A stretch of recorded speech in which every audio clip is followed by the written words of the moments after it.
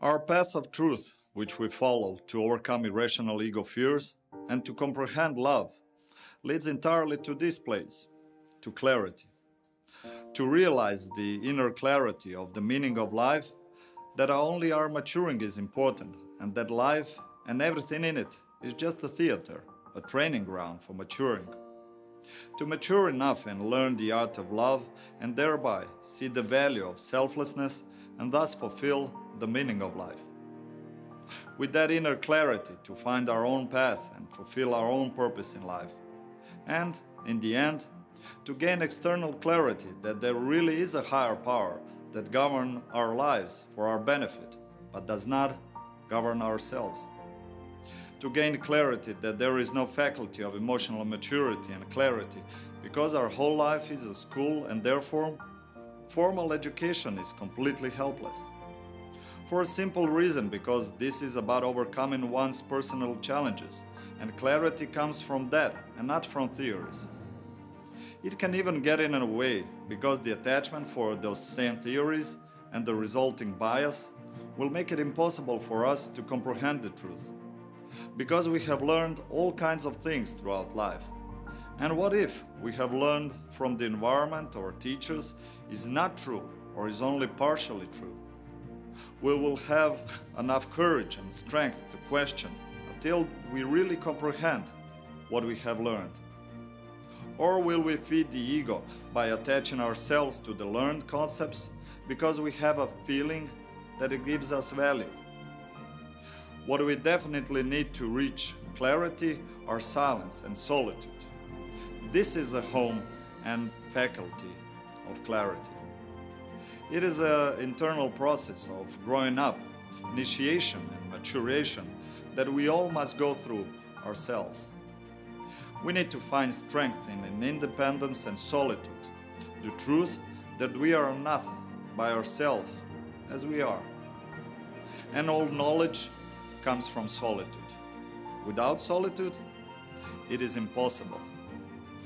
There is extraordinary power hidden in solitude, but not in loneliness. Loneliness is a weakness and a state of ego, and solitude is a choice and a strength. Loneliness can literally kill us, and solitude strengthens us.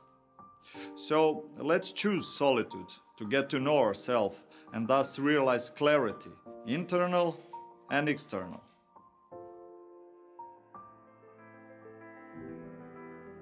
Internal clarity brings complete knowledge about us. We finally sit in the driver's seat of our own life where nothing can manage us anymore but ourselves. And we will comprehend full awareness and taking over responsibility and complete openness, because we will know that no one and nothing can hurt us. We will understand that maturity is like riding a bicycle. Once, when we go through some experiences and mature, that we can't go back anymore. You cannot uncomprehend what we have comprehended. We can only move forward. We will gain clarity why we should not impose, only offer. We will gain clarity on who we must let go of and the ability to recognize who has matured. We will understand who understands love and who is too influenced by ego and immaturity to share the same path. We will help, but we will not save the one who does not want to be saved.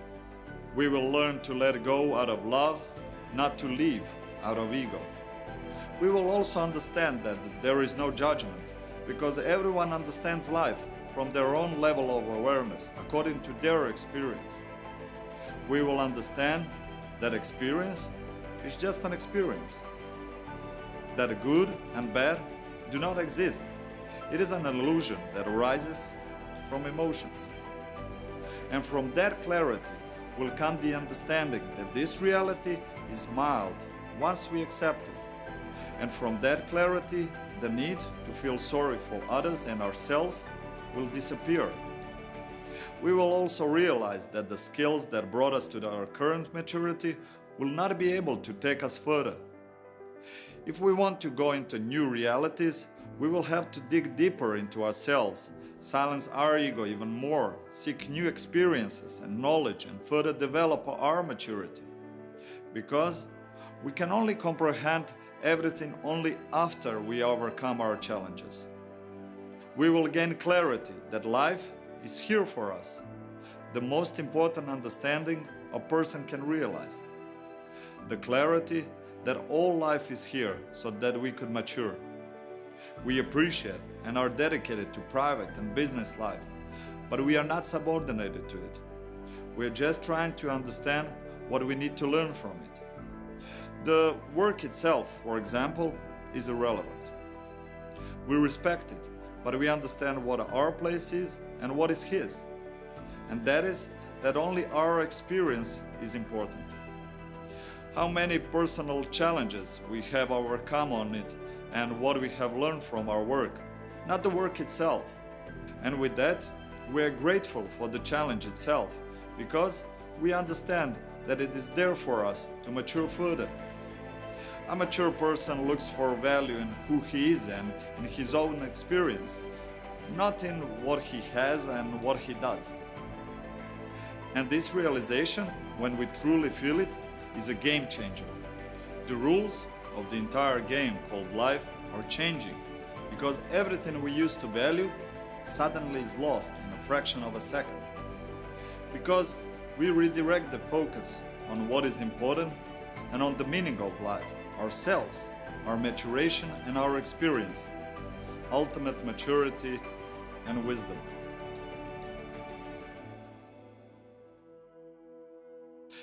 But the main question is, what now? We are aware, happy and mature, and we have realized love. We have successfully overcome all our challenges and gained clarity in any way through meditation or by following the truth. And what now? A life of maturity and clarity should not be a purpose in itself. It must have its purpose. We must have our purpose. Each of us, at least once in our lives, wonders what our life's purpose is, what are we good at, and what our path is. One of the most important things I have realized on that June evening is clarity about the purpose of life. To even ask yourself the question about your purpose, there is a long way to go through maturation, let alone really find it and fulfill it. And when we silence the ego and get closer to our own soul, then we begin to see the value of sharing and selflessness, love itself. Because every soul is infinite and beautiful and wants to create, share and give. When we feel gratitude because we can care for others and give them clarity or some other knowledge that we have. And when we feel gratitude for our students' very own moments of realization. Then we start the journey of sharing our experiences, the purpose of life in all its magnificence. The purpose of life is to share information, that is, experiences we have comprehended on the way to maturing, fulfilling the meaning of life. We fulfill the meaning of life when we gain the experience and mature enough to realize the value of sharing, that is, love. And the purpose of life is to actively share and give that same information, that is, experiences. Unlike the meaning of life, the purpose of life has an individual character and is intended for each of us individually. When we see the value of giving, we are on the best way to fulfilling our own purpose in life. And when we mature enough to realize the value of love, we will not have to ask ourselves what we can give. That clarity we will surely already gain along our path of maturation. At that moment, the only question that we will ask is, how can I pass on my experience to others? And when we self-realize and silence the ego, we will feel awareness and amazing gratitude. And that gratitude comes from the pure joy of existence and clarity with the need to share all that one has. Because living in awareness means the clarity that everything was given to us. Although we certainly deserved it, everything was given to us. And from that clarity comes the need to share. Because we know that with sharing, everything multiplies.